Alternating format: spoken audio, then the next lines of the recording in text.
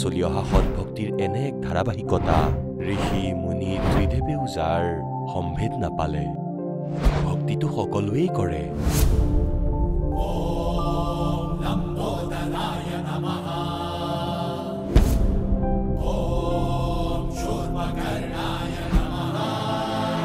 আৰু সকলো সময়তে এইটোৱেই ভাবে যে থাকিবলৈ এটা ভাল ঘৰ হওক ফুৰিবৰ কাৰণে ডাঙৰ ডাঙৰ পাৰ্ক থাকক খাবৰ বাবে সোৱাদযুক্ত খাদ্য থাকক আমাৰ কেতিয়াও বেমাৰ নহওক কেতিয়াও যেন দুখত নাথাকো আৰু কেতিয়াও যাতে নমৰো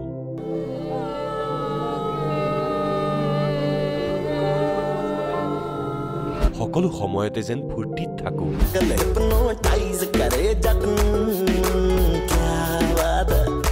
কিন্তু কিয়ে সম্ভৱ আমি সকলোৱে ইমান ভক্তি কৰো ব্ৰত ৰাখো শ্ৰাদ্ধ পাতো যাত্ৰা কৰো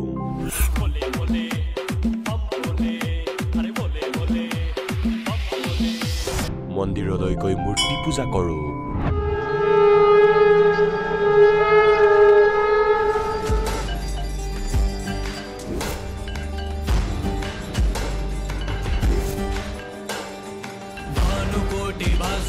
भवाब्धितारकं परं नीलकण्ठमिप्सितार्थदायकं त्रिलोचनं कालकालमम्बुजाशमक्षशूलमक्षरं चर्चলৈ গৈ প্ৰেয়াৰ কৰোঁ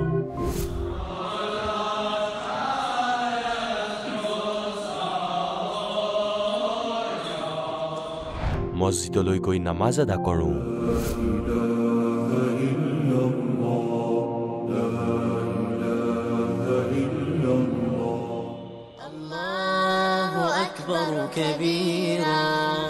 আৰু গুৰুদ্বাৰালৈ গৈ শিৰ দোৱাওঁ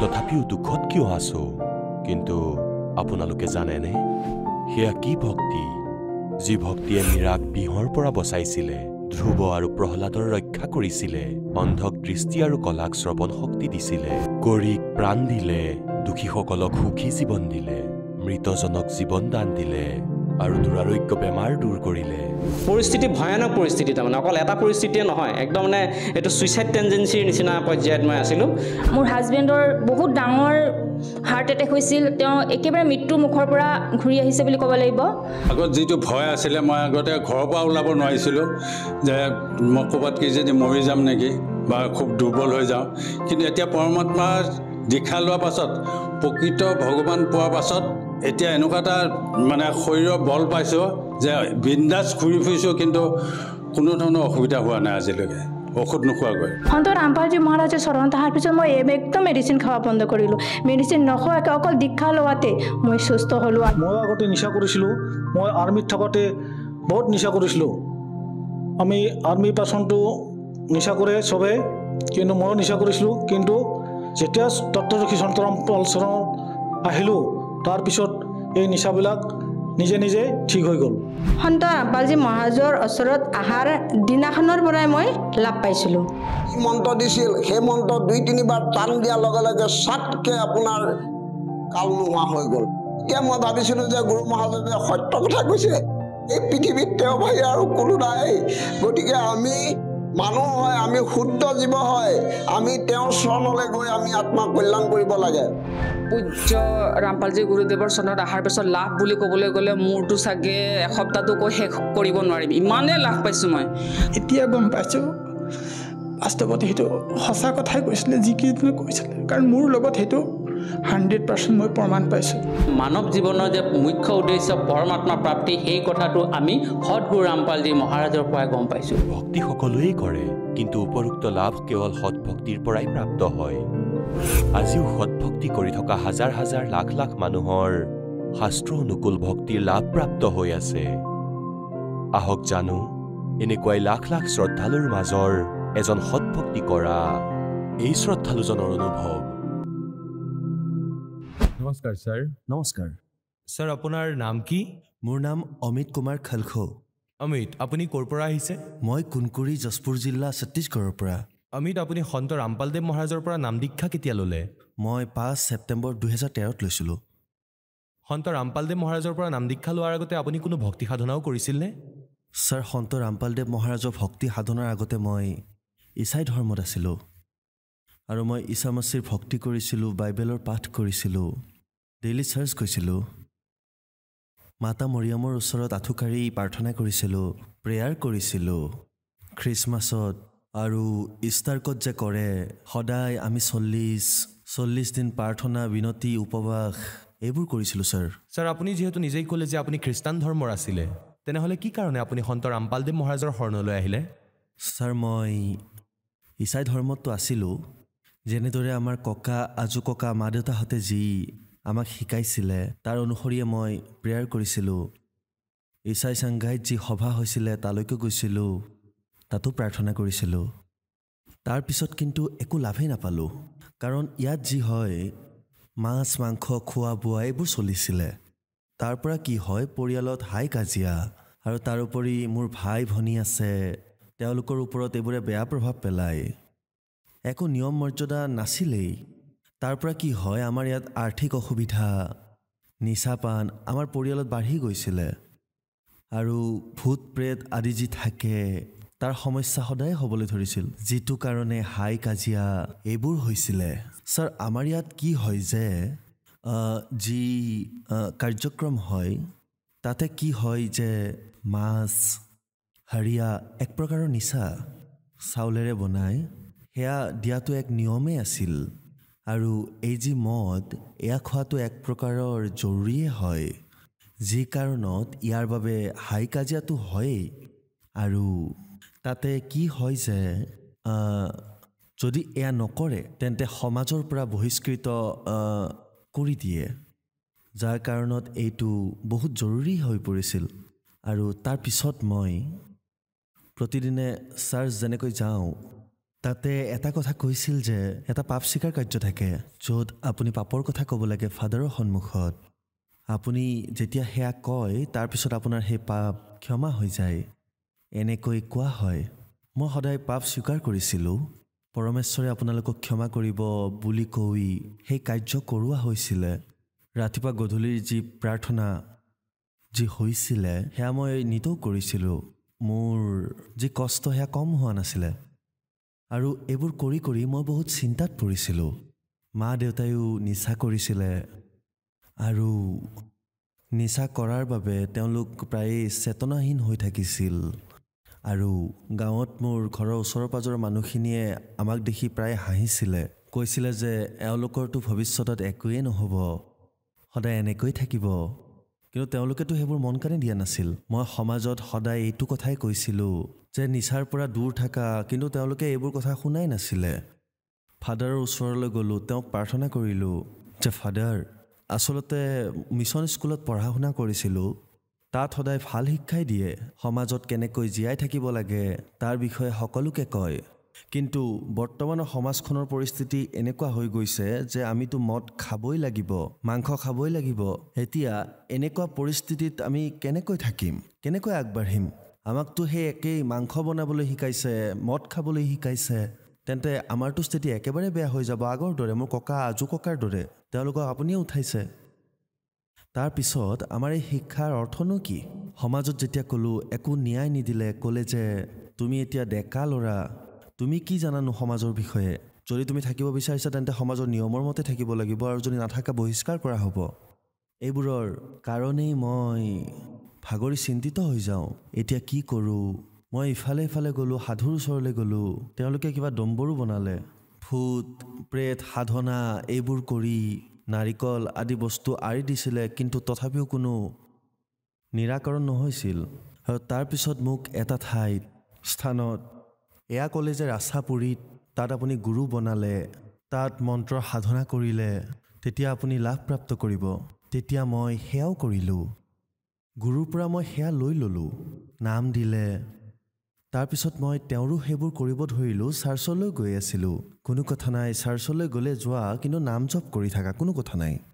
এয়া কৰাৰ পিছত ভূত প্ৰেতটো আঁতৰিল, কিন্তু স্থিতি আগৰ দৰেই থাকিল, নিচা আঁতৰি নগ'ল। আৰু শেষত মই চিন্তিত হৈ ইফালে সিফালে ভ্ৰমি ফুৰি মই হাৰি গ'লোঁ। তেতিয়া মই শেষত সন্ত ৰামপালদেৱ মহাৰাজৰ চৰণলৈ গ'লোঁ এজন ভগতৰ মাধ্যমেৰে। ছাৰ, মই সতলোক আশ্ৰম বৰবালালৈ গ'লোঁ আৰু সন্ত ৰামপালদেৱ মহাৰাজৰ পৰা নাম দীক্ষা ল'লোঁ। ছাৰ, সন্ত ৰামপালদেৱ মহাৰাজৰ পৰা নাম দীক্ষা লোৱাৰ পিছত আপুনি কি কি লাভ পালে? ছাৰ, লাভ বহুত পালোঁ। যেতিয়াই মই নাম উপদেশ লৈ ঘৰলৈ উভতিলোঁ, তেওঁ দিয়া এই ভক্তি সাধনাবোৰ কৰিব ধৰিলোঁ। ছাৰ, এবছৰে হোৱা নাছিলে, মাত্ৰ 2-3 মাহতেই মোৰ আভ্যন্তৰীণ লাভটো হ'লেই মোৰ সম্পূৰ্ণ পৰিয়ালেই সলনি হৈ গ'ল ছাৰ। আৰু ভূত প্ৰেতৰ যি বাধা আছিলে সেয়া আঁতৰিব ধৰিলে। আৰ্থিক স্থিতিও ভাল হৈ গ'ল। যেনেকৈ মা দেউতাই মদ খাইছিলে সেয়াও তেওঁলোকে বাদ দি দিলে। মোৰ ভাইটি এজন আছিলে, সিও মদ খাইছিলে আৰু তাৰ পঢ়া শুনাটো একেবাৰে মন নাছিলে আৰু গুটখা, মদ, চিগাৰেট এইবোৰ খাইছিলে, সেইবোৰো এৰি দিলে। আৰু তাৰপিছত মোৰ ভণ্টি, তাই পঢ়া শুনা বাৰু কৰিছিলে, কিন্তু একো চাকৰি বিচাৰি পোৱা নাছিলে। তাৰপিছত তাই জাজপুৰত, আমাৰ জিলাতেই তাই এটা চাকৰি পালে। গতিকে লাভটো ছাৰ বহুত হ'ল আৰু আমাৰ যি আৰ্থিক স্থিতি সেয়া বহুত বেয়া আছিল। আনকি আমাৰ ঘৰৰ খৰচখিনি উঠোৱা অসম্ভৱ আছিল। তাৰপিছত সেই সকলোবোৰ ঠিক হ'ব ধৰিলে। ঘৰতো 4 চকীয়া আহিল, তাৰপিছত মটৰ চাইকেলো লোৱা হ'ল। গতিকে লাভটো ছাৰ এনেকুৱা বহুতেই হ'ল। এতিয়াতো মই যিমানে কওঁ সিমানে কম হয়। ছাৰ, ভূত প্ৰেতৰ বাধা যেতিয়া মই আৰু মোৰ ভণ্টি হোষ্টেলত আছিলোঁ, মিছন স্কুলত আমি পঢ়িছিলোঁ, আৰু তেতিয়া হঠাতে কেতিয়াবা প্ৰেত আহি গৈছিল আৰু আহি মোৰ একেবাৰে সন্মুখত থিয় হৈ গৈছিলে। মোৰ একেবাৰে সংজ্ঞা নোহোৱা হৈ গৈছিল। আৰু তাৰপিছত মই কৈছিলোঁ যে মই এজনী বগা কাপোৰ পিন্ধা মহিলা দেখা পাইছিলোঁ। তাৰপিছত মই বাহিৰলৈ যাব বিচাৰিছিলোঁ, মাছ মাংসও খাব বিচাৰিছিলোঁ, আৰু মই আগলৈ গৈ কাৰোবাক মাৰিবলৈ মন কৰিছিলোঁ, যেন বলি দিবলৈ মন যায়। এই প্ৰকাৰে মোক সদায় প্ৰেত আত্মাবোৰে অসুবিধা দিছিলে। গতিকে প্ৰেত বাধাই এনেকৈ মাজে মাজে মোক এটেক কৰাৰ বাবে মোৰ মা দেউতাই মোক হোষ্টেলৰ পৰা লৈ আহি মোক ঘৰলৈ লৈ গ'ল আৰু ঘৰত সাধু বেদ আদিৰ দ্বাৰা পূজা পাঠ কৰোৱাইছিলে। তথাপিও মোৰ যি এই শান্তি মই পোৱা নাছিলোঁ। অৱশেষত এইবোৰ কৰি ভাগৰি পৰাত মই চপাৰ এজন ভগতদেৱক লগ কৰিলোঁ। তেওঁ সন্ত ৰামপালদেৱ মহাৰাজৰ বিষয়ে মোক ক'লে। সেই সময়ত মই জ্ঞানৰ কথা ইমান শুনিব বিচৰা নাছিলোঁ। কেৱল মই ঠিক হ'ব বিচাৰিছিলোঁ, সুস্থ হ'ব বিচাৰিছিলোঁ। মই গুচি গ'লোঁ। জ্ঞানৰ কথা একেবাৰে নাভাবি নিচিন্তি মই গুচি গ'লোঁ, কাৰণ মই ঠিক হ'ব বিচাৰিছিলোঁ। গতিকে তেতিয়া মই এই সকলোবোৰ কথা শুনি মই সতলোক আশ্ৰম বৰবালালৈ, তালৈ মোক লৈ গ'ল আৰু তাতে গুৰুদেৱৰ পৰা নাম দীক্ষা লোৱাৰ পিছত মই ঠিক হ'লোঁ ছাৰ। ছাৰ, দেখা গৈছে যে সন্ত ৰামপালদেৱ মহাৰাজে আধ্যাত্মিক জ্ঞানৰ ক্ৰান্তি আনিছে, মানুহক সুখী কৰি তুলিছে, আৰু য'ত মেডিকেল ছায়েন্স ফেইল হৈ গৈছে তাত সন্ত ৰামপালদেৱ মহাৰাজে নিজৰ শ্ৰদ্ধালুসকলক সুস্থ কৰি আছে। ছাৰ, দৰ্শকসকলে অতি বেছিকৈ সোধা প্ৰশ্নটো হৈছে যে খ্ৰীষ্টান ধৰ্ম, ইছলাম ধৰ্ম আৰু বহুতো ধৰ্মৰ মানুহে সন্ত ৰামপালদেৱ মহাৰাজৰ সৈতে জড়িত হ'ব ধৰিছে। যেনেদৰে আপুনি খ্ৰীষ্টান ধৰ্মৰ আৰু আপুনি সন্ত ৰামপালদেৱ মহাৰাজৰ পৰা নাম দীক্ষা ল'লে, তেন্তে সন্ত ৰামপালদেৱ মহাৰাজৰ পৰা নাম দীক্ষা লৈ আপুনি কি হিন্দু ধৰ্মলৈ পৰিৱৰ্তন হ'ল নেকি? হয়, সন্ত ৰামপালদেৱ মহাৰাজে এই যে ধৰ্ম পৰিৱৰ্তন কৰোৱা হয় বুলি কোৱা হয়, সেয়া নকৰাইছিলে তেওঁ। সন্ত ৰামপালদেৱ মহাৰাজ তেওঁ এয়া কৈছিলে যে জীৱ আমাৰ জাতি, মানৱ ধৰ্ম আমাৰ, হিন্দু, মুছলিম, শিখ, ইছাই কোনো ধৰ্ম বেলেগ নহয়। অৰ্থাৎ ছাৰ এনেকুৱা যে সন্ত ৰামপালদেৱ মহাৰাজ যি আমাৰ সৎগ্ৰন্থ আছে তাৰ অনুসৰিয়ে ভক্তিবিধি যি আছে, সত্য যি বিধি আছে তাৰ অনুসৰি তেওঁ সাধনাৰ কথা কয়। ছাৰ, যেনে ধৰক সন্ত ৰামপালদেৱ মহাৰাজে কয় যে পৰমাত্মা আৰু যি পিতা তেওঁ সাকাৰ, কিন্তু এই বাইবেলত যি লিখা আছে তেওঁ সাকাৰ বুলি। কিন্তু মানুহে কয় যে পৰমাত্মা সেই পিতা তেওঁতো নিৰাকাৰ হয়। বাইবেলত লিখা আছে যে তেওঁ 6 দিনত সৃষ্টি ৰচনা কৰিলে আৰু 7ম দিনত গৈ বহি বিশ্ৰাম কৰিলে। সেই পৰমেশ্বৰ আকাশত বিৰাজমান হৈ থাকে আৰু আমাৰ ইয়াত এওঁলোকেতো তেওঁক নিৰাকাৰ বুলি কয়। গতিকে এয়া ছাৰ একেবাৰে অশুদ্ধ হয়। তেওঁৰ অনুসৰিতো একো মনাই হোৱা নাই, য'ত নেকি তাত এয়াও লিখা আছে তেওঁ আমাৰ এই পৃথিৱীত বিজুলীৰ গতিৰ দৰে তীব্ৰ গতিৰে আহে আৰু ইয়াত মানুহক আহি নিজে উপদেশ দিয়ে, এয়াও বাইবেলত লিখা আছে। কিন্তু এই যি মানুহ আছে তেওঁলোকে এই কথাটোক কয় যে তেওঁ নিৰাকাৰ হয় বুলি। তেওঁ হাকাৰ ৰূপত একেবাৰে ইয়াত আহিব নোৱাৰে, তেওঁৰ স্তুতি কৰক। আৰু সন্ত ৰামপালদেৱ মহাৰাজ যি আছে কাৰোৰে ধৰ্ম পৰিৱৰ্তনো নকৰাই, না তেওঁ হিন্দু বনায়, তেওঁ এই বাইবেলত আৰু যিবোৰ সৎগ্ৰন্থত আছে তাৰ অনুসৰি তাত থকা সমূহ সত্যকেই আমাক দেখুৱায় আৰু তাৰ অনুসৰি ভক্তি সাধনাৰ কথা কয়। ছাৰ, সন্ত ৰামপালদেৱ মহাৰাজৰ পৰা নাম দীক্ষা লোৱাৰ পিছত আপুনি বহুতো লাভ প্ৰাপ্ত কৰিলে। এতিয়া আপুনি কৈছে যে আপুনি খ্ৰীষ্টান ধৰ্মৰ, গতিকে সেইসকলক আপুনি কি ক'ব বিচাৰিব?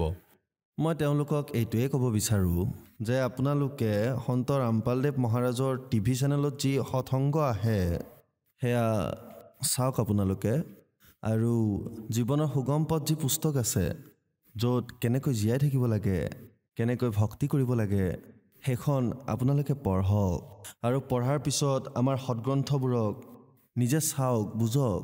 হলি বুকছ, বাইবেল আৰু যিমানবোৰ ইছাই ধৰ্মত যি কিতাপ ধাৰ্মিক পুস্তক আছে সেইবোৰ পঢ়ক আৰু মিলাই চাওক। আৰু সেয়া মিলাই চোৱাৰ পিছত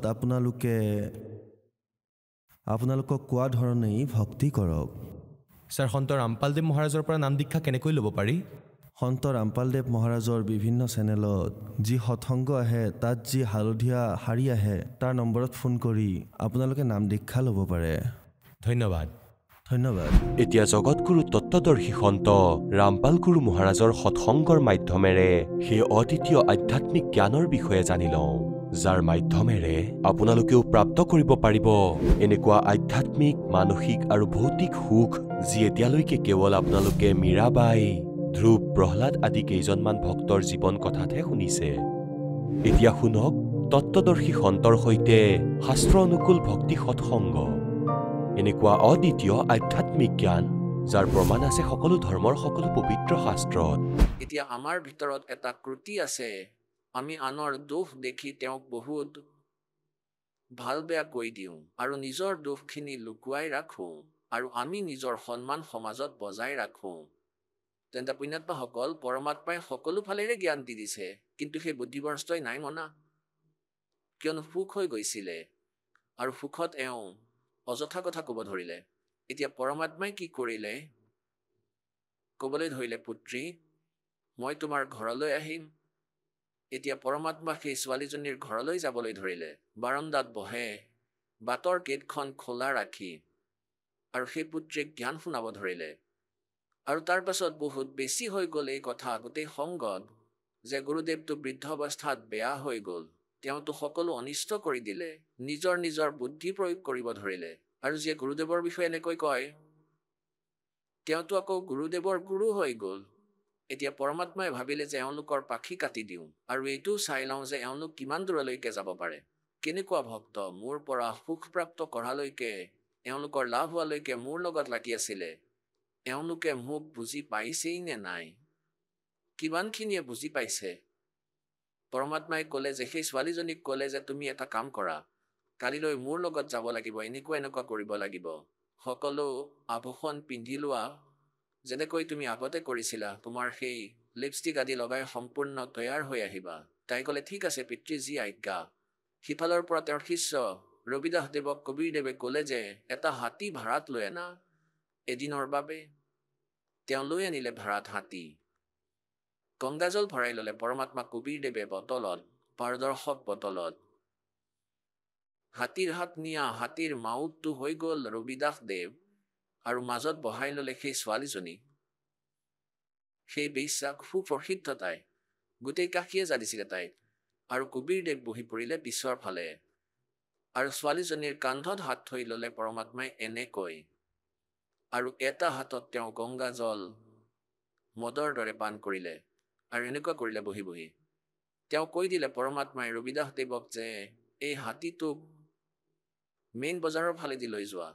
মেইন বজাৰৰ ফালে লৈ গ'ল আৰু যিয়েই দেখিছে কৈছে ইয়াত কি ড্ৰামা হৈ আছে। এনেকৈ ক'লে ইয়াতো কবিৰ হয় ভাই, কবিৰ ধানক শিপিনী। আৰু কবিৰদেৱৰ পৰমাত্মাৰ শিষ্য বহুত আছিলে তাতে। তেওঁলোকক লৈ আনা মাতি মাতি আহি যোৱা। আমিতো আগতেই কৈছিলোঁ তালৈ এনেকৈ যায়, বেশ্যাসকল যায়। আৰু আজি মদৰ নিচাত তেওঁ এইটোও জনা নাই যে তেওঁ ক'ত বেশ্যাবৃত্তি কৰি আছে। এয়া তোমালোকৰ গুৰু। আৰু এতিয়া সেই বুদ্ধিভ্ৰষ্ট শিষ্যই যিয়েই দেখিলে ক'লে মইতো কেতিয়াবাহে যাওঁ। কোনোৱে ক'লে মই কেইবাদিনৰ পৰাই নাম এৰি ৰাখিছোঁ। কোনোৱে কয় মোকতো আমুকে লৈ গৈছিলে, মই এদিনহে গৈছিলোঁ, মোৰ গুৰু নহয় এওঁ। এতিয়া কোৱাৰ ভাৱ এইটোৱেই যে পৰমাত্মাৰ এই লীলা চাই 64 লাখেই বিমুখ হৈ গ'ল। কিছুমানটো লোক লাজৰ কাৰণে সম্পৰ্কই এৰি দিলে পৰমাত্মাৰ লগত। এক অৰ্জুন সৰ্জুন নামৰ দুজন ভক্ত আছিলে। তেওঁলোক ক'ৰবালৈ বাহিৰলৈ গৈছিলে। তেওঁলোক ঘূৰি আহিলে। তেতিয়া সকলো ভক্তই ক'লে যে গুৰুদেৱৰটো মগজু হিলি গ'ল, গুৰুদেৱেতো অপৰাধ কৰিছে। সকলোৰে সন্মুখত বেশ্যাবৃত্তি কৰিছিলে, মদপান কৰিব ধৰিছিলে আৰু এজনী বেশ্যাক লগত লৈ হাতীত উঠি ঘূৰি আছিলে। তেওঁলোকৰ ভাল নালাগিলে এই কথা যে ভাই তোমালোকে গুৰুদেৱৰ বিষয়ে এনেকুৱা কথা কৈ আছা, তোমালোকৰ জিভা কাটি যাব। এনেকুৱা মহাপুৰুষৰ বিষয়ে তোমালোকে কি কৈ আছা? তোমালোকৰ বুদ্ধি ক'ত গুচি গ'ল? কোনখন পাতালত? তুমি ক'ত ঘূৰি আছা? কি হৈ আছে তোমালোকৰ? মদ তোমালোকে খাই আছা নেকি? তেওঁলোকে বহুত ক'লে। কিন্তু তেওঁলোক বেলেগ আছিলে। তুমি নিজে নিজেই সকলো বুজি পাই যাবা। সন্ধিয়া সময়ত গুচি যাবা তালৈ। সেই বেশ্যাজনীৰ ঘৰতেই পাবা তেওঁ। এতিয়া সেই ছোৱালীজনীৰ ভাৱনা দেখি পৰমাত্মা তালৈ গ'ল। সেই দুজনৰো পৰীক্ষা ল'ব লগা আছিল পৰমাত্মাৰ। তেওঁলোকৰ পৰীক্ষা কৰিবলৈ আছিলে যে এওঁলোক কেনেকুৱা। গৈ দেখিলে অৰ্জুন সৰ্জুনে গলিৰে বাহিৰলৈ গ'ল, দেখিলে গেট খোলা আছে আৰু পৰমাত্মা বিচনাৰ ওপৰত বহি আছে আৰু ছোৱালীজনীয়ে তলত বহি সেই সৎগুৰুৰ ভৰি টিপি আছে। অৰ্জুন সৰ্জুনে প্ৰথমতে গুচি গ'ল আগবাঢ়ি গৈ পুনৰ চালে গুৰুদেৱ বহি আছে। ইয়াতো কথা বেয়া হৈ গ'ল। দুয়ে ভাবিলে যে যাওঁ গুৰুদেৱক কিছু প্ৰাৰ্থনা কৰি চাওঁ। আহি ক'লে যে গুৰুদেৱ আপুনি ইয়াত বহিব নালাগিছিলে। এয়াতো এগৰাকী বদনামী মহিলাৰ ঘৰ হয়। পৰমাত্মাই ক'ব ধৰিলে অৰ্জুন সৰ্জুন তোমালোক মোৰ শিষ্য হৈ নাথাকিলা, আজি তোমালোক মোৰ গুৰু হৈ গ'লা। যিহেতু গুৰুদেৱক উপদেশ দি আছা, যোৱা পলাই যোৱা দুষ্ট। তোমালোকৰ বুদ্ধি ভ্ৰষ্ট হ'ল। परमात्मा ने कहा कि ऊंच नीच में हम रहें, ये तो मेरे लिए तो हार्ड चाम की दे। अर्जुन सर्जुन समझियो तुम करियो शब्द सने। আৰু ক'লে যে তোমালোক যোৱা, গুচি যোৱা ইয়াৰ পৰা। এতিয়া তেওঁলোকৰতো কোনো ভাল সংস্কাৰী হংস আত্মা আছিলে। তাতেই বহি পৰিলে ভৰিত ধৰি যে আমি ভুল কৰি পেলালো ভগৱান। হে পৰমাত্মা আমাৰতো বুদ্ধি নাশ হৈ গৈছিলে। হে অকৰ্মণ্যসকল, যেতিয়ালৈকে মোৰ পৰা তোমালোকৰ ইমান লাভ হৈ আছিলে সেই সময়ত মই ভগৱান আছিলোঁ আৰু আজি মই দুষ্ট হৈ গ'লো। ইমানো মগজুৱে কাম কৰা নাই তোমালোকৰ। মৃতও জীৱিত হৈছিলে, সকলো ফালৰ পৰা লাভ পাইছিলা। এতিয়া অৰ্জুন সৰ্জুনে বহি ক'লে যে ভগৱান আমাৰ দৰে পাপীৰ উদ্ধাৰ হ'ব পাৰেনে? পৰমাত্মাই ক'লে এতিয়া এই শৰীৰেৰে নোৱাৰে, কাৰণ তোমালোকে এতিয়া যিমানেই কথা নোকোৱা কিয় তোমালোকৰ সেই আকৰ্ষণ মোৰ প্ৰতি আৰু নাহে, কাৰণ তোমালোকৰ হৃদয়ত ভুল ধাৰণা হৈছে যে গুৰুদেৱে ইয়াত বহি ভুল কৰিছে আৰু কাৰোবাৰতো ভালেই লগা নাই। এই স্থিতিত সেইজনহে হংস আত্মা যাৰ গুৰুদেৱৰ প্ৰতি এক ইমানকণো যাতে আস্থা নাইকিয়া নহয়, লাগিলে গোটেই সমাজেই কৈ নিদিয়ক কিয়। আজি এই দাসৰ সৈতে তেনেকুৱাই লীলা হ'ল এই গৰুথা কাণ্ড। পৰমাত্মাৰ লীলা ইমান বদনামী কৰি দিলে, কথা ইয়াত একোৱেই নাছিলে। তেওঁ গুণ্ডাগৰ্দি কৰে, আশ্ৰমত এনেকুৱা কৰে, এনেকুৱা হৈছিলে আশ্ৰমত, এয়া হৈছিলে সেয়া হৈছিলে, বাতৰি কাকতত প্ৰকাশিত কৰাই দিলে। এয়া লীলা পৰমাত্মাৰ আপোনালোকৰ পৰীক্ষাৰ বাবে। কিন্তু আপোনালোক ইমান পুণ্যাত্মা আছিলে আৰু আগৰ এই দুৰ্ঘটনাৰ পৰা ক'ত মাৰ খোৱা যায় সেই ফাউল পইণ্ট আপোনালোকৰ মনতো আছিলে। সেইকাৰণে আজি আপোনালোক সফল হ'ল আৰু আজি ইয়াৰ এই পৰিণাম দেখা পাইছে। আগত গৈ বহু গুণে পৰমাত্মাৰ মৰমীয়াল আত্মা উটি ভাহি আহিছে। আপোনালোকৰ হৃদয়ত এইটো নোসোমালেই যে এওঁলোকে কি খেলি মেলি কৈ আছে, কাৰণ আপোনালোকে নিজ চকুৰে দেখি আছিলে আৰু আজি এতিয়া ইয়াৰ পৰিণামে ইয়া। গতিকে পুণ্যাত্মাসকল, তাত চিকন্দৰ লোধি আহিছিলে, দিল্লীৰ বাদশ্বাহ তাত পাইছিলেগৈ কাশীত, আৰু পৰমাত্মায়ো তেতিয়াহে কৰে এইবোৰ যেতিয়া তেওঁ আহিছে এওঁলোকৰ সকলোতকৈ ডাঙৰ ৰজা। এতিয়া চিকন্দৰ লোধিৰ ওচৰ পালেগৈ শ্বেখ তকিও আছিলে তেওঁৰ লগতেই, আৰু শ্বেখ তকিৰ লগত হিন্দু মুছলমান সকলো একত্ৰিত হ'ল যে ৰজা আহিছে, ডাঙৰ বাদশ্বাহ আহিছে। তেওঁক অভিযোগ দিলে যে আমি জীয়াই থকা টান হৈ পৰিছে, পুত্ৰীসকলৰ ঘৰৰ পৰা বাহিৰলৈ যোৱাটো সুবিধা হৈছে, মুক্তভাৱে বেশ্যাবৃত্তি হৈ আছে। কোন হয়, কোনে কৰিছে, লৈ অনা হ'ল কবিৰদেৱক ধৰি আৰু চিকন্দৰ লোধিৰ সন্মুখত থিয় কৰালে দুষ্ট মানুহে, যাক ইমান উপকাৰ কৰিছিলে, ইমান সুখ দিছিলে। আজি তেওঁৰ বুদ্ধিও নাশ হৈ গ'ল, তেওঁৰ বুদ্ধিও শ্লিপ কৰি গ'ল আৰু ভয় খাই গ'ল জনতাক দেখি যে তেওঁৰ ৰাজত্ব যাব পাৰে। ৰাজত্বটো ভগৱানেহে দিয়ে, জনতাই যদি ৰাজত্ব দিয়ে তেনেহ'লে ক'বলৈনো কি? এতিয়া কোৱাৰ ভাৱ এইটোৱেই যে পৰমাত্মাক কি শাস্তি দিব বিচাৰিছে যে এওঁক বান্ধি হাতকেৰেয়া, ডিঙিত লোহা, হাততো বেৰি, ভৰিতো বেৰি, আৰু সেয়া বান্ধি নদীত পেলাই দিয়া। গংগাত এনেকৈ কৰিলে, নাৱত বহাই এনেকৈ হাতকেৰেয়া আৰু বেৰি লগাই, ডিঙিত লোহা লগাই পৰমাত্মাক গংগাৰ মাজলৈ নি পেলাই দিয়া হ'ল। দৰ্শক চাৰিওফালে থিয় হৈ আছিলে, পুৰীৰ সম্পূৰ্ণ কাশীৰ মানুহ আছিলে, আৰু তেওঁলোকে যেতিয়াই পৰমাত্মাক পানীত পেলালে, হাতকেৰেয়া বেৰি নিজেই ছিঙি পৰি গ'ল এফালে, আৰু পৰমাত্মা সেই পানীত এনেকৈ বহি গ'ল যেনেকৈ স্থলত বহি পৰে, আৰু তলেৰে ঢৌ এনেকৈ বৈ আছিলে। এতিয়া নাও চলোৱা কিজনটো উভতি আহিলে আৰু পৰমাত্মা বহি আছিলে নৈৰ মাজত, সকলোৱে চাই আছে, ডুবা নাই। এতিয়া শ্বেখ তকিয়ে ক'লে যে পাথৰ মাৰা এওঁক, পাথৰ মাৰা। লাগি গ'ল পাথৰ মাৰিব। আকৌ শ্বেখ তকিয়ে ক'বলৈ ধৰিলে যে এওঁক কাৰ মাৰা, গুলী মাৰা। এতিয়া সেয়াও নালাগিলে। আকৌ কি ক'লে, আনা, টোপ লৈ আনা। বুদ্ধি ভ্ৰষ্ট হৈ গৈছিলে। ৰজাই আদেশ দি দিলে, টোপ অনা হ'ল, আৰু তাৰ পৰা টোপ মৰা হ'ল পৰমাত্মাৰ ফালে। কোনোবাটো নুফুটে, কোনোবাটো গৈ আকৌ বহুত 2 কিলোমিটাৰ দূৰত গৈ পৰে, দূৰৰ পুখুৰীত গৈ পৰে। কাৰোবাৰ ক্ষতি হোৱা ঠাইতো পৰমাত্মাই পৰিবলৈ নিদিয়ে। কোৱা হয় 4 প্ৰহৰলৈকে, অৰ্থাৎ 12 ঘণ্টালৈকে সেই দুষ্ট আত্মাসকলে পৰমাত্মাৰ ওপৰত টোপ, গুলী, পাথৰ, লাঠি সকলো মাৰি আছিলে, কিন্তু দাতাৰ একো নহ'ল। গৰীবদাস জি কহতে हैं গৰীবদাস উস পুৰী में सबकी बुद्धि का नाश है। আৰু তথাপি তেওঁলোক সকলোৰে বুদ্ধি নাশ হৈ আছে। তেওঁলোকে চিনি পোৱা নাই ভগৱান বহি আছে, তেওঁলোকৰ কোনো প্ৰভাৱ পৰা নাই। ভৰিত ধৰি লোৱা আৰু ক্ষমা বিচৰা। আকৌ পৰমাত্মাই ভাবিলে এই শ্বেখ তকিয়ে এই সহজ সৰল আত্মাবোৰৰ এনেকৈ ৰিহাৰ্চেল কৰাই থাকিব। একেবাৰে তললৈ গৈ বহিল পানীৰ, ডুবি থকা দেখিলে সকলোৱে আনন্দ উদযাপন কৰিলে, ডুবি গ'ল। তাৰপিছত সকলো গ'ল। শ্বেখ তকিয়ে পঠালে ৰবিদাস দেৱৰ ওচৰলৈ যে সোধা তেওঁ ক'ত আছে। ভগৱান বুলি কৈছিলে কবিৰক, কবিৰ ভগৱান। সোধা ক'ত তেওঁ। তালৈ গৈ দেখিলে কবিৰদেৱ তাত একতাৰা লৈ গান গাই আছে। তেওঁক দেখি সকলো ওলোটাই পলালে যে সেয়া বহি আছে। আকৌ ধৰি আনিলে পৰমাত্মাক। এক খুনী হাতী আছিলে, তাক মদ খুৱাই দিয়া হৈছিলে। তাৰপিছত মানুহক বহুত বেয়াকৈ মাৰিছিলে, দৌৰাইছিলে, মাৰিছিলে, ফালিছিলে আৰু বেয়া অৱস্থা কৰি দিছিলে। এনেকৈ কোনো অপৰাধীক শাস্তি দিয়াইছিলে, আৰু দৰ্শক চাৰিওফালে থিয় হৈ গৈছিলে। চিকন্দৰ লোধি বিৰাজমান আছিলে ওখ মঞ্চত। এজনে পৰমাত্মাক বান্ধিলে আৰু পেলাই দিলে মৈদানত, আৰু এজন মাউতে যিয়ে প্ৰশিক্ষণ দিছিলে তেওঁ লৈ আহিলে সেই হাতীক, তাক মদ খুৱাইছিলে। আৰু হাতী যেতিয়া ওচৰলৈ আহিলে পৰমাত্মাৰ, তেতিয়া একেবাৰে পৰমাত্মাই এক সিংহৰ ৰূপ দেখুৱাই দিলে। হাতীয়েতো একেবাৰে চিঞৰিলে, ওলোটাকৈ পলাব ধৰিলে। এতিয়া মাউতে ভাবিলে তাৰ চাকৰি গ'ল, সিটো এতিয়া মৰিব। হাতীটোক খোচা মাৰি দিয়ে, আকৌ চিধা কৰে। হাতীটোৱে আকৌ দেখি পলায়। পৰমাত্মাই ভাবিলে ইহঁতে এই জীৱটোকো এনেই দুখ দিব। সেই চিকন্দৰ লোধিক পৰমাত্মাই নিজৰ স্বৰূপ দেখুৱালে, সেই সিংহৰ ৰূপ দেখুৱাই দিলে।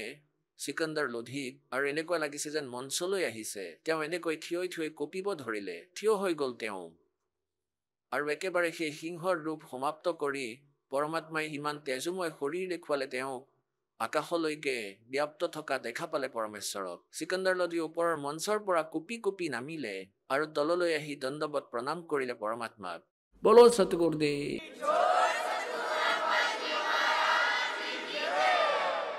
कहते हैं गुरु भक्ता मम आत्म होई वाके हृदय में रहूं समोई। गुरुर भक्त मोर आत्मा हब। আৰু যিজন গুৰুৰ পৰা বিমুখ হৈছে কোৱা হৈছে গুৰু সতগুৰ বিমুখাই যোগ যোগ रोवे और मानुष जन्म पाके खोए।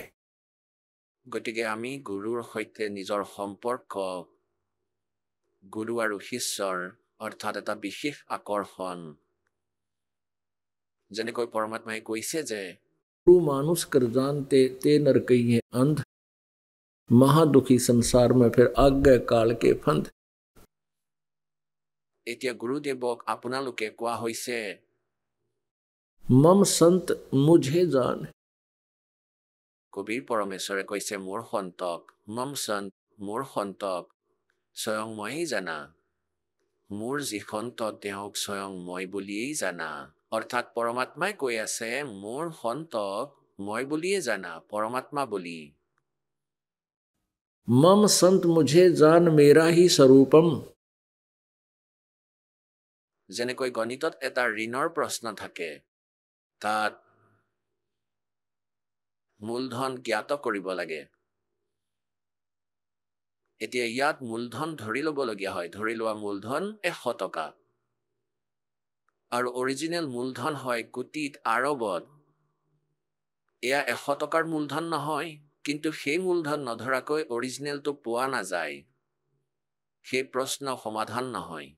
গতিকে ইয়াত পৰমাত্মাই কৈছে যে আপুনি আপোনাৰ গুৰুদেৱক মোৰেই স্বৰূপ বুলি মানক। এতিয়া ধৰি লওক মূলধন 100 টকা। এতিয়া আপোনালোক যেনেকৈ পৰমাত্মাক বিচাৰি ঘূৰি ফুৰিছে আৰু প্ৰভু আপোনাৰ সন্মুখলৈ আহিলে তেতিয়া আপুনি কেনেকুৱা ব্যৱহাৰ কৰিব? এতিয়া ইয়াত এই দাস বহি আছে এই আশ্ৰমত আৰু আপোনালোক ইয়ালৈ কিয় আহে? এই দাসৰ দৰ্শনাৰ্থে আৰু জ্ঞান শুনিবলৈ আশীৰ্বাদ ল'বলৈ নিজৰ কল্যাণ কৰাবলৈ। আৰু ইয়ালৈ আহি আপোনাৰ ভিতৰত এই এক চাপ যদি পৰা নাই আত্মাৰ ওপৰত, এই প্ৰভাৱ পৰা নাই যে ইয়াত ভগৱান বহি আছে। এই দাসে জানে যে মোৰ কি ষ্টেটাছ, কিন্তু আপোনালোকৰ বাবে আপোনালোকে এই 100 টকাৰ মূলধন বুলি ধৰি ল'ব লাগিব। পাছত আপোনালোকে এয়া মানক যে ধৰি লওক এই দাসৰ স্থানত পৰমাত্মা আছে আৰু তুমি যদি মনত কিবা বেয়া কথা ভাবি আছিলা অথবা ইয়াত কিবা ভুল কৰিলা হয় কি কৰিব পাৰিবা? অথবা ভগতে কৰিব পাৰে জানো এনে ভুল?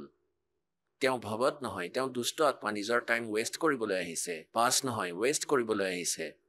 গতিকে এই প্ৰকাৰে এই জ্ঞানক আধাৰ বনাব লাগে। এতিয়া ত্ৰিকুটিত যেতিয়া আপোনাক ওম নামৰ যি ধনৰ সেই কালৰ একাউণ্ট দি দিয়া হ'ব আৰু ইয়াৰে ক্লিয়াৰেন্স শ্বিট পাব, তেতিয়া 1 ছেকেণ্ডৰ ভিতৰতে ফ্ৰিকশ্যন অফ ছেকেণ্ডত আপুনি এই ভক্তিৰ ধনেৰে এই ভক্তিৰ উপাৰ্জনেৰে আপুনি বহৰ গুহালৈ গুচি যাব আৰু লগতে এই দাসৰ ৰূপত পৰমাত্মা থাকিব। বহৰ গুহালৈ গৈ তাৰ পৰা আকৌ সতলোক দেখা পোৱা যায়, কিন্তু মাজত এনেকুৱা বহুত মজবুত এখন ৱাল আছে, দেৱাল আছে, যেনেকৈ পাৰদৰ্শক কাঁচ হয়। কাঁচ এনেকুৱা বুলিয়েই ধৰি লওক, জীৱ ইয়াক পাৰ কৰিব নোৱাৰে। তাতো এটাই সুৰংগ আছে। এতিয়া সেই যি সুৰংগ আছে, এই যি হোল আছে, তৃতীয় যি 12 নম্বৰ দুৱাৰ আছে, সেয়া 12 নম্বৰ দুৱাৰ। 10ম দুৱাৰ এই ব্ৰহ্মাণ্ডৰ পৰাই ওলাই আৰু এই ব্ৰহ্মাণ্ডৰ শূন্যত খুলি যায়। সিমানে এয়াতো কোৱা হয় কূপ কি ছায়া কূপ কে মাহি, কুৱাৰ চাহ কুৱাতেই থাকিব, এছা আত্মজ্ঞান।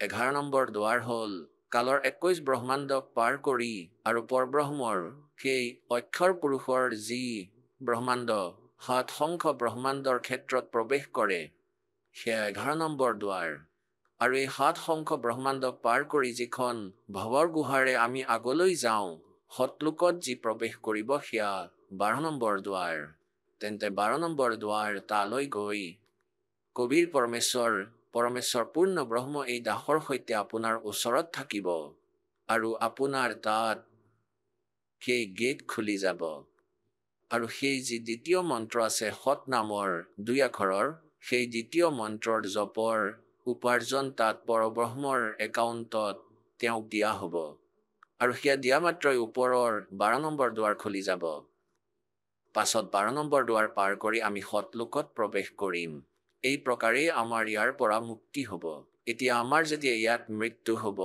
এয়াটো আণ্ডাৰষ্টুড হয় যে আমিতো মৰিব লাগিবই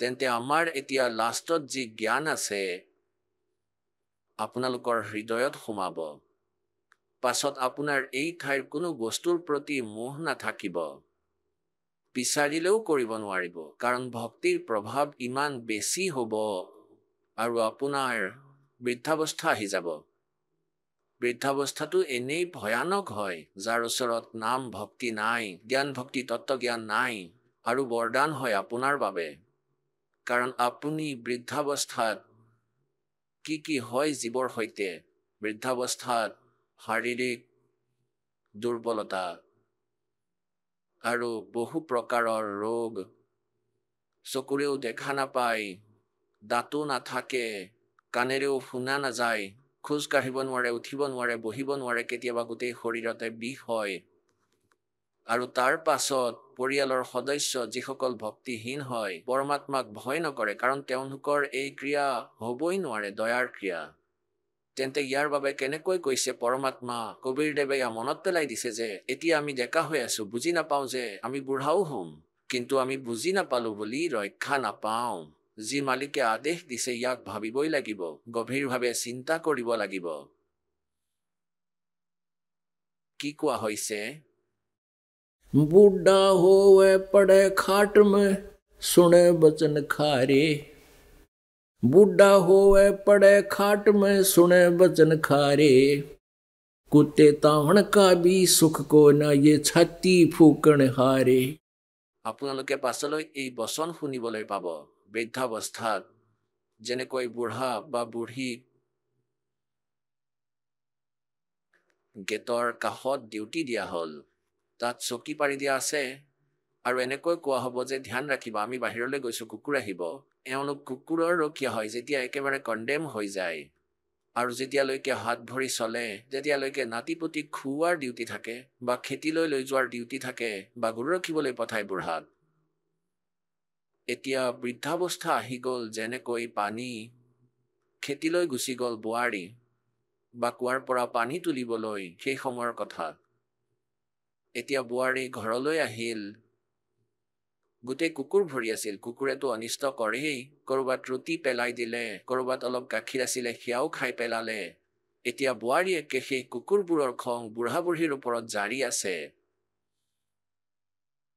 ইয়াক কি কোৱা হৈছে परमात्मा कहते बूढ़ा हुआ पड़े खाट में फिर सुने बचन खारे ये कड़वे बोल सुनेगा के कहेगी वाह कि कुत्ते ताउन का भी सुख को ना तुम छाती फूकना रे তুমি কুকুৰ কেইটাও খেদাব নোৱাৰা মোৰ বুকুত জুই লগাইছা মোৰ আত্মাক দুখী কৰিছা এতিয়া বৃদ্ধাৱস্থা আকৌ সেয়েহে আপোনাৰ বাবে বৰদান হ'ব যিসকলৰ উপদেশ প্ৰাপ্ত আছে কাৰণ পাছত আপোনাৰ মন নিজে নিজে আঁতৰিব এটাতো জ্ঞানেৰে আৰু আকৌ ভক্তিৰ ধন আপোনাৰ লগত থাকিব আৰু এই খাৰুৱা বচন তোমাৰ বাবে বৰদান হ'ব ইয়াৰ পৰা একেবাৰে মন আঁতৰি যাব তাৰ পাছত মন ক'ত লাগিব পাছত আত্মা কেনেকুৱা উৎফুল্লিত হ'ব কোট জনম তন ভৰমত হোগে কুছ না হাত লগা ৰে কুকৰ সুকৰ খৰবয়া বৰে কৌৱা হংস বগাৰে কথাবোৰ মনলৈ আহিব মানি লোৱা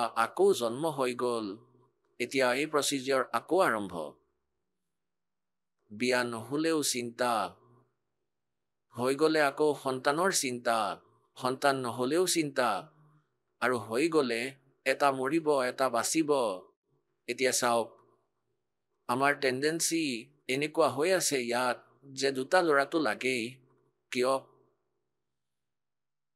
মুখেৰে খুলি নকলেও কিন্তু মনে এয়াই ভাবে যে এজন মৰি গ'লে এজন বাচি থাকিব আমি জানো যে মৰিবও পাৰে আৰু এজন ভকতে কৈছিল যে আমাৰ ভনীৰ আমাৰ এজন আত্মীয়ৰ তেওঁৰ 4জন ল'ৰা আছিল আৰু এজনী ছোৱালী সকলোৰে বিয়া হ'ল আৰু 6 মাহৰ ভিতৰতে 5জনৰ মৃত্যু হ'ল গতিকে পুণ্যাত্মাসকল এই জ্ঞান যি হয় ই আপোনাৰ ভয় উৎপন্ন কৰিব আৰু এই ভয় যিয়ে ইয়াত ভয় বুলি মানি লৈছে তেন্তে তেওঁ নাও পাৰ কৰি ল'ব যেনেকৈ কোনো চোৰে চুৰ কৰিবলৈ যায় আৰু তেওঁক মনত পেলাই দিয়া হয় যে ভাই চুৰি কৰিব নাপায় মহাপাপৰ কাৰণেয়া প্ৰথমটো আধ্যাত্মিক জ্ঞানেৰে আৰু দ্বিতীয়তে তোমাক পুলিচে ধৰিব তোমাৰ ছাল ছিঙি দিব ক'লা মুখ কৰিব তাৰ পাছত তোমাক জেলত ভৰাই দিব তাতো পৰিশ্ৰম কৰাব এতিয়া কোনোবাই এই সত্যক যদি এনেকৈ ভাবে যে নাই এনেই ভয় খুৱাই আছে ভয় দেখাবলৈ কৈ আছে ইয়াত ভয়ো আছে আৰু এয়া সত্যও হয় আৰু যদি সি এই কথা স্বীকাৰ নকৰে তেন্তে তাৰ সেই কামবোৰ হ'ব যি তাক কোৱা হৈ আছে ধৰাও পৰিব আৰু সি মাৰো খাব পাব্লিকেও ছাল ছিঙিব পাছত পুলিচকো দিব আৰু পিছত জেললৈ যাব এনেকুৱাই ভগৱানে যি আমাক কৈ আছে যে এনেকৈ কৰিলে এনেকুৱা হ'ব তেন্তে ভয় উৎপন্ন হ'ব আৰু যিয়ে ভয় খাব তেওঁ চুৰি নকৰিব অৰ্থাৎ আমি ইয়াত আবদ্ধ হৈ নাথাকিম ভগৱানৰ ভক্তি কৰাত এলাহ নকৰিব আৰু এইদৰে ভগৱানক পাব এনেই পোৱা নাযায় তেন্তে ভগৱানক পোৱা আমি সকলোৱে কওঁ ভগৱান প্ৰাপ্তিৰ বাবে প্ৰয়াস কৰোঁ আৰু আকৌ পৰমাত্মাকেই নিৰাকাৰ বুলিও কওঁ কওক এওঁলোকৰ কোনো সিদ্ধান্ত আছে আমাৰ বুদ্ধিও প্ৰথমে এনেকুৱাই আছিল কাৰণ কালৰ দ্বাৰা এই অজ্ঞানতা ভৰাই ৰাখিছিল আমি বিষ্ণুদেৱৰ উপাসক দাস হনুমানদেৱৰ উপাসক শংকৰৰ বিশেষ পূজা আদৰণীয় দৃষ্টিৰে পূজা আৰু তথাপিও কেতিয়াবা কোনো চৰ্চা চলিছিল যে ভাই ধ্যান কৰা নে মেডিটেশ্যন কৰিব লাগে তেতিয়া আকৌ এজনে আনজনক সুধিছিলে যে মেডিটেশ্যনত কি দেখা যায় ভগৱান কেনেকুৱা ভগৱানচোন নিৰাকাৰ তেওঁ ক'তনো দেখা যায় আৰু ভগৱানৰ মূৰ্তি লৈ আছে বিষ্ণুদেৱৰ আৰু পূজা কৰে তেখেতৰ আৰু কৈ আছে যে তেওঁ নিৰাকাৰ বিষ্ণুদেৱক ফাইনেল গড মানি আছো আমি কমপ্লিট গড আৰু তেওঁৰ মূৰ্তি বনাই পূজা কৰি আছো আৰু আকৌ কৈছো যে ভগৱান নিৰাকাৰ গতিকে এনেকুৱা থিয়ৰী এনেকুৱা সিদ্ধান্ত এইবোৰক লোকবেদ বুলি কোৱা হয় লোকবেদ গতিকে পৰমাত্মাই আমাক কি কৈছে মন তু চল ৰে সুখ কে সাগৰ জহা শব্দ সিন্ধু ৰত্নাগৰ সুখৰ সাগৰ ৱাহ সাগৰ মানে সমুদ্ৰ আৰু সমুদ্ৰৰ অৰ্থ হ'ল য'ত পানী আছে আন বস্তু নাই আন বস্তু ভিজিবল নহয় সমুদ্ৰ ইমান দীঘল বিশাল হয় আৰু ইয়াৰ ভিতৰত পানী যেনেকৈ 200 কিলোমিটাৰ জাহাজ গৈ থাকে সামুদ্ৰিক আৰু তাত দেখে পানীৰ অতিৰিক্ত একোৱেই নাই এনেকুৱাই সুখ সেই সুখ সাগৰত সৎলোকৰ ভিতৰত কেৱল সুখেই সুখ আন একো নাই তেন্তে তাতেই এওঁক নিৰাকাৰ বুলি কয় কাৰণ এওঁলোকৰ লগত লোকবেদ আছে অনুভৱহীন হয় এওঁলোকৰ পৰমাত্মাৰ সাক্ষাৎকাৰ হোৱা নাই আৰু যি কাৰণে এওঁলোকে পৰমাত্মাক বিচাৰিও আছে আৰু স্বয়ং সন্ত হৈ আনৰ মাৰ্গদৰ্শনো কৰি আছে ভগৱানক পোৱাৰ বিধিও কৈ আছে সচখণ্ড সৎলোকৰ মহিমা গোৱা এই পন্থ এই ৰাধাস্বামী পন্থ ধন সৎগুৰু শিৰসা আৰু জগমালসকল এওঁলোক একেটা কুঁৱাৰেই পানী এটা কুঁৱাৰ কাৰণ ৰাধা স্বামী পন্থৰ যি প্ৰৱৰ্তক হয় সেই শিৱদয়াল দেৱ শ্ৰী শিৱদয়াল দেৱ আগ্ৰাৰ আছিলে তেওঁৰ শিষ্য শ্ৰী জয়মল সিং দেৱ যিজনে ব্যাসত আশ্ৰম বনাইছিলে ৰাধা স্বামী ব্যাস তেওঁৰ উত্তৰাধিকাৰী শিষ্য শ্ৰী শ্ৰাৱণ সিং দেৱৰ শিষ্য শ্ৰী খেমামল ওৰফে বেলুচিস্তানী শ্বাহ মস্তানা যিজনে সচ্চা সদা শিৰসাৰ আশ্ৰমৰ স্থাপনা কৰিছিলে এই প্ৰকাৰেই যিয়ে সৎলোকৰ মহিমা গায় এওঁলোকে একোৱেই নাজানে যেনেকৈ জয় গুৰুদেৱ নামৰ এটা পন্থ আছে আৰু সেই পন্থৰ গুৰুদেৱ আছিল ঘূৰেলাল আৰু সেই ঘূৰেলাল আছিল আগ্ৰাৰ ৰাধাস্বামী পন্থৰ সম্বন্ধিত এওঁৰ শিষ্য এনেকুৱা এজন ঠাকুৰদেৱ আছিলে তেওঁৰ মৃত্যু হৈ গ'ল আৰু তেওঁ দিল্লীৰ পৰা ৰাধাস্বামী পন্থৰ পৰা তেওঁ বেলেগ হৈছে গতিকে এওঁলোকৰ লগত না কোনো ভক্তি না কোনো যথাৰ্থ মন্ত্ৰ এওঁলোকে 5টা নাম দিয়ে ওমকাৰ ৰৰংকাৰ জ্যোত নিৰঞ্জন সোহম আৰু সতনাম এওঁলোকে সতনামক জপ বুলি কয় সতনাম সতনাম সতনাম সতনাম এনেকৈ কৰক আৰু ওমকাৰ ওমকাৰ ওমকাৰ ওমকাৰ ৰৰংকাৰ জ্যোত নিৰঞ্জন সোহম সতনাম এনেকৈ এয়া সদায় জপ কৰিব লাগে ইয়াৰে এওঁলোকে মুক্তি হয় বুলি কয় আৰু আকৌ মেডিটেশ্যন ধ্যান কৰা এতিয়া পৰমাত্মাই কৈছে झूठा ज्ञान और ध्यान कहाँ लाओ झूठा ज्ञान ध्यान कहाँ लाओ ये बात विदा चतुराई এয়া বাদ বিবাদ কৰি আছা তুমি চতুৰতা দেখাই আছা তোমাৰ মুক্তিৰ মাৰ্গ এই জ্ঞান ঠিক নহয় এতিয়া কি কোৱা হৈছে मन तू चल रे सुके सागर शब्द सिंधु रत्नागर रतन आगार रत्नागर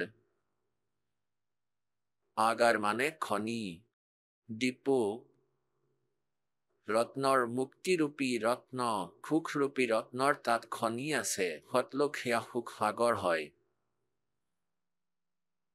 আৰু যদি তালৈ গৈ নাপায় তেন্তে তুমি ইয়াত কিমান বাৰ জন্ম লৈছা আৰু কোন কোন পোষ্ট আপুনি পদবী প্ৰাপ্ত কৰিছে कोटि जन्म तन भरमत हो गे कुछ ना हाथ लगा रे कुकर सुकर खरबया बोरे कौवा हंस बुगारे कोटि जन्म तू राजा की न्या मिटी न मन की आशा भिक्षुक होके दर दर घूम लिया मिला न निर्गुण रासा इंद्र कुबेर ईश की पदवी ब्रह्मा वरुण धर्मराया विष्णुनाथ के पुरकू जाकर तू फिर भी उल्टा आया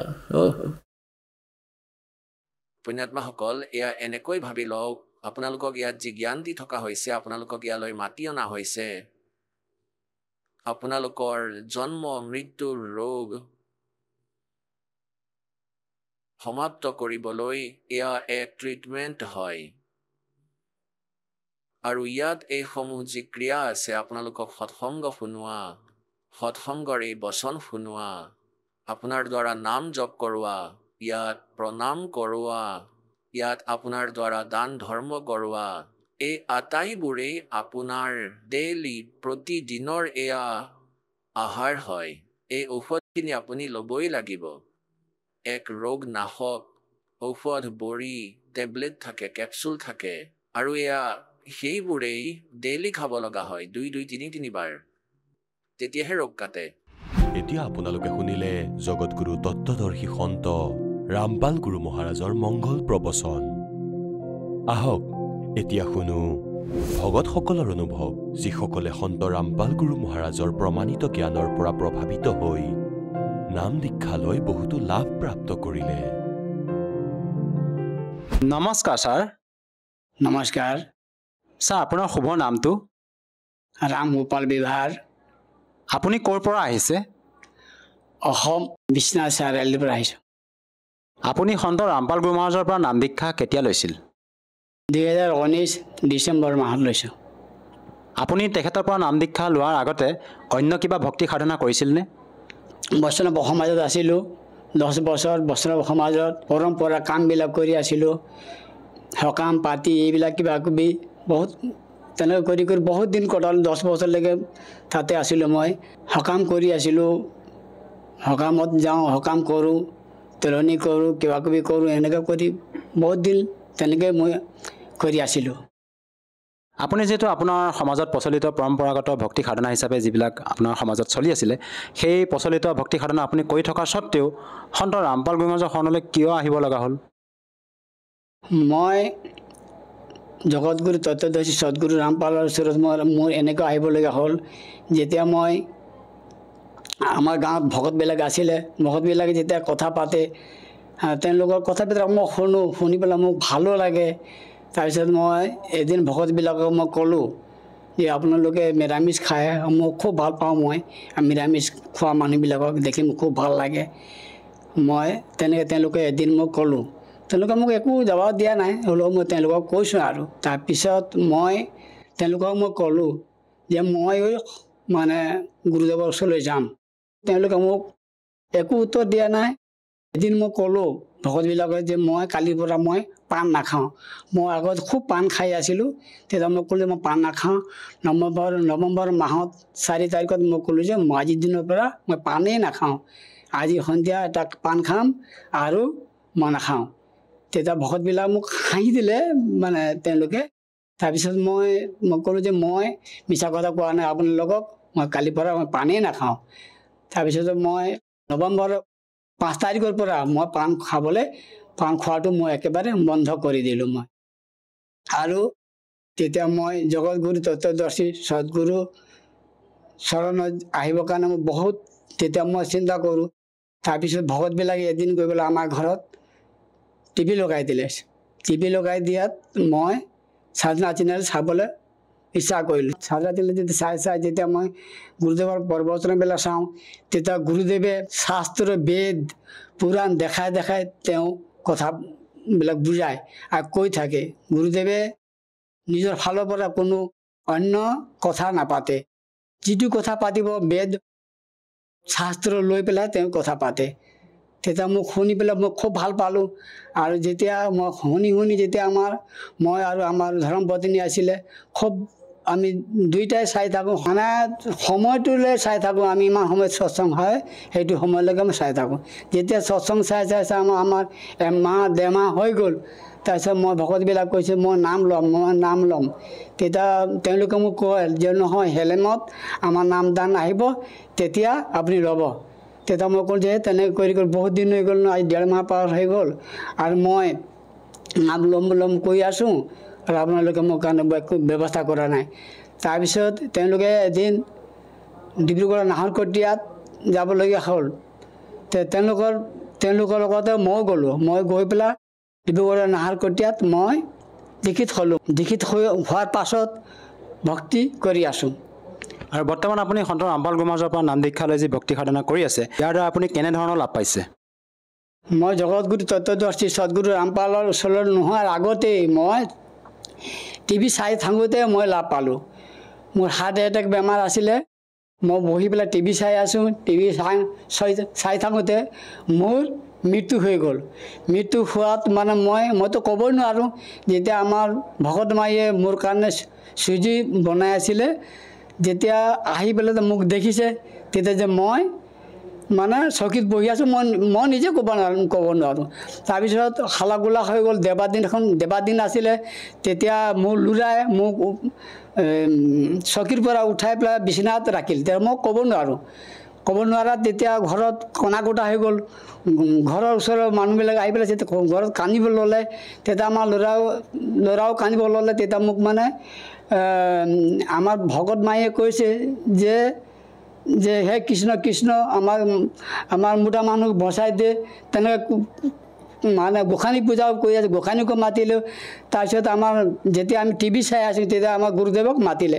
গুৰুদেৱক মতাৰ লগে লগে মই 2 মিনিটৰ পিছত মোৰ মালিকে মোক জীৱদান দিলে যেতিয়া মোক বিচনাৰ পৰা মই উঠি পেলাই তেতিয়া দেখিলোঁ যে মই পেণ্টত পেচাব কৰি দিছোঁ মই ক'বই নোৱাৰোঁ তাৰপিছত পেণ্টত পেচাব কৰি দিয়াৰ পাছত তেতিয়া মই ক'লে মই পেণ্টত পেচাব কৰিছোঁ নেকি তেতিয়া ভকত মায়ে ক'লে যে তখন আপুনি পেণ্টত পেচাব কৰি দিছে তাৰপিছত মই আকৌ বাহিৰত গৈ মোক সিহঁতে বাহিৰত নি পেলাই মোক চাফা কৰিলে চাফা কৰাৰ পাছত আহি তেতিয়া মই ভাল হৈ আছোঁ আৰু তেতিয়া মোৰ বহুত বেমাৰ আছিলে মোৰ হাৰ্ট এটেক এইপিনে ধৰক মোৰ প্ৰেছাৰ চুগাৰ বহুত বেমাৰৰ মাজত যেতিয়া মই গুৰুদেৱৰ ওচৰত যেতিয়া মই আহিলোঁ নাহৰকটীয়াত গৈ পেলাই যেতিয়া মই দীক্ষিত হ'লোঁ দীক্ষিত হোৱাৰ পাছত মোক এনেকুৱা লাভ হ'ল যে মোৰ বেমাৰ যে কি ছু মন্ত্ৰ হৈ গ'ল আজিলৈকে মোৰ তেনেকৈ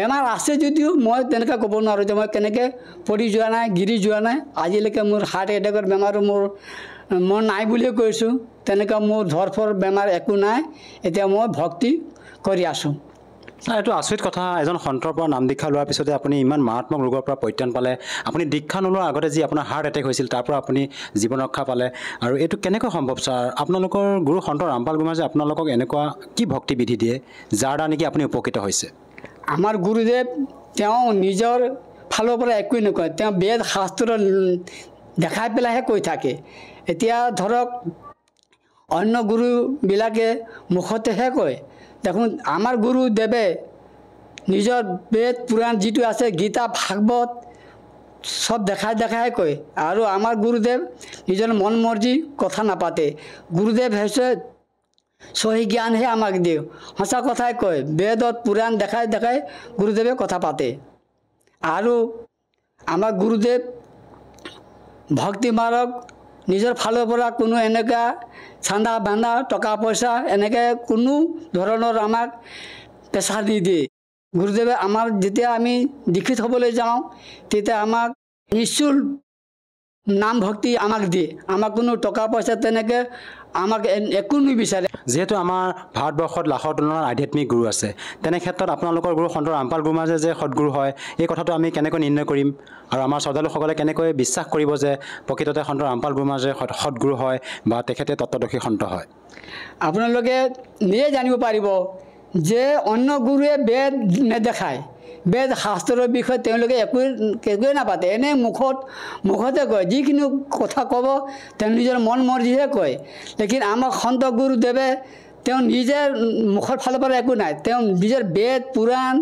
সব দেখাই কথা পাতে আমি তেতিয়া আপোনালোকে তাতে জানিব পাৰিব যে কোন পূৰ্ণ গুৰু হয় আৰু কোনে ঝুটা গুৰু হয় জগতগুৰু তত্ত্বদৰ্শী সন্ত ৰামপালজী ভগৱান আমাৰ গুৰুদেৱ হয় আৰু তেওঁহে জগতগুৰু হয় জগতগুৰু অৰ্থাৎ হ'ল এইটো যে ধৰ্মগুৰু ইয়াত যিমানখিনি বিশ্বত আছে ধৰ্মগুৰু তেওঁলোকে হ'ব নোৱাৰে কাৰণ জগতগুৰু তত্ত্বদৰ্শী হ'বলৈ হ'লে উল্টা পুৰুষ পাতৰ পৰা জড়লৈকে যোনে বুজাই দিব পাৰে তেওঁহে জগতগুৰু তত্ত্বদৰ্শী হ'ব পাৰে ছাৰ যেহেতু আপুনি সন্ত ৰামপাল গুৰুমাজৰ পৰা নাম দীক্ষা নোলোৱাৰ আগতে বিভিন্ন প্ৰকাৰে লাভ পাইছে আপোনাৰ যি হাৰ্ট এটেক হৈছিল তাৰ পৰা আপুনি ৰক্ষা পালে আৰু নাম দীক্ষা লোৱাৰ পিছতো আপুনি বিভিন্ন প্ৰকাৰে লাভ পাইছে এই ক্ষেত্ৰত ছাৰ যিসকল দৰ্শকে আপোনাক আজি টিভি চেনেলত প্ৰত্যক্ষ কৰি আছে তেওঁলোকক আপুনি কি বাৰ্তা দিব বিচাৰে যাতে তেওঁলোকেও আপোনাৰ দৰে উপকৃত হ'ব পাৰে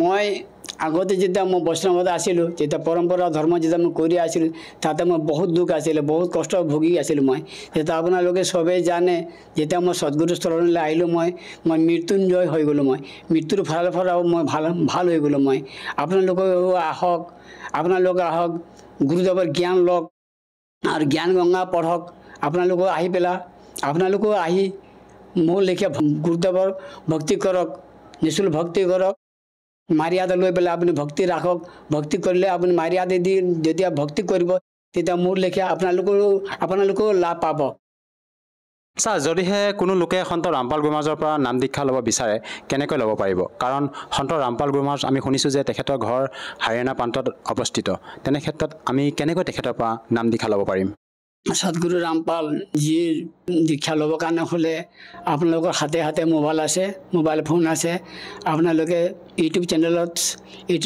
চাব পাৰে ফেচবুকতো চাব পাৰে আপোনালোকে সৎসংগ চাই পেলাই সৎসংগৰ তলত নম্বৰ দিয়া আছে নম্বৰ কণ্টেক্ট কৰি পেলাই আপোনালোকে সদগুৰু চৰণত আহিব পাৰে ধন্যবাদ থাকিল ছাৰ ধন্যবাদ